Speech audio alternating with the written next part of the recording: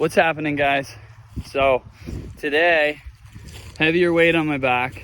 I'm getting in a lower intensity zone 2-3 for those who understand heart rate zones, which is lower end ruck. So heavier weight here, and I think that this is a variable that a lot of backcountry athletes forget in their training. It's so vital to developing basically the capacity you need to excel in backcountry athletics. Things like hunting, backcountry skiing, etc.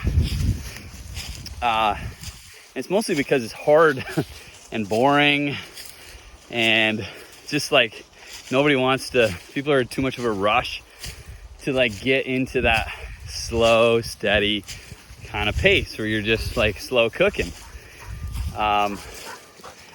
So one strategy, I'm obviously not doing it right now because I'm trying to talk to the camera, is nasal breathing. So essentially what that is you're breathing only through your nose. Now, this is going to do several things. One, it's going to auto-regulate your speed, because if you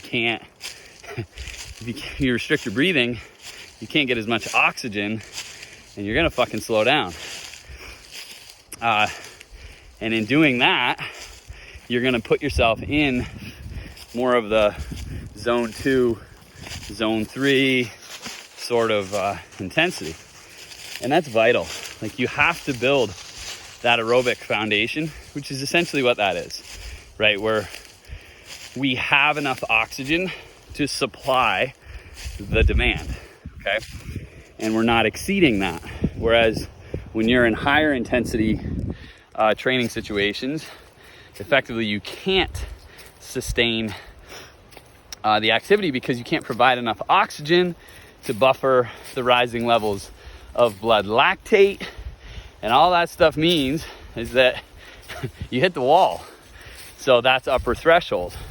All right, now if you don't have the foundation of aerobic capacity, like say oxygen delivery, your ability to give the muscles enough oxygen to do the fucking work, well then you're not gonna be able to sustain the intensity of the training. And that means not just endurance activity.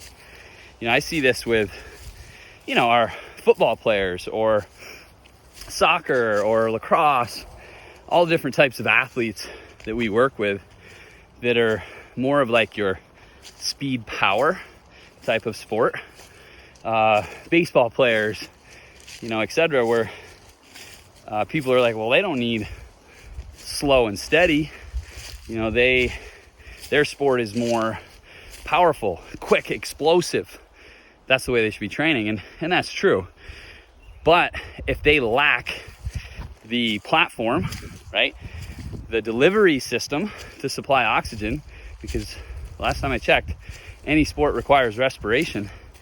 If they can't do that because they don't have this foundation, this aerobic foundation, well, then they're not going to be able to handle the higher intensity, power, speed, types of workouts that I'm programming for them. So we do all need just basic necessity of athletic performance at every level.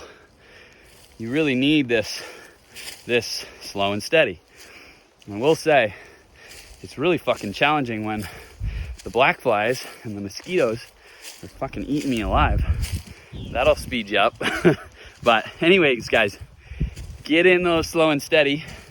Okay, program it accordingly. You need to have a diverse training regimen. Obviously, that's what we help athletes with, and all of our programs include that. But if you don't purchase a program or don't hire a coach, who knows, then at least do your own research and understand that you're going to need that, especially as you age, okay? Because it gets even harder and harder to maintain. Good luck, guys.